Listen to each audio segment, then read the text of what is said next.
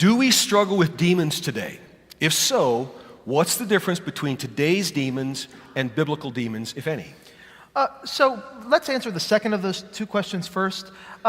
Satan is Satan, his demons are his demons, and they have one goal. And their goal has been very clear pretty much ever since they fell from heaven, ever since they rebelled against God, which is to destroy you. They want to drag you away from their faith. And so the demons and Satan, they all have the same goal. Now, when it comes to demons today, there are kind of two equal and opposite mistakes that people can make. One is to kind of find a demon under every rock, to look at everything and to be scared that somehow a demon is out to get you at every turn, at every corner.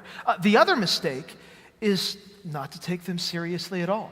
C.S. Lewis actually talks about this in a very famous book, if you haven't read it. It's called The Screwtape Letters, and it's a little eerie, but this is one of the points that he makes. You either become over-fascinated with demons and think they're always on the attack, or you become under-fascinated and you go, that's not real, that's just a children's story, I don't have anything to worry about. And so just as practically as we can be, the best way to deal with Satan and his attacks is by the word and by prayer.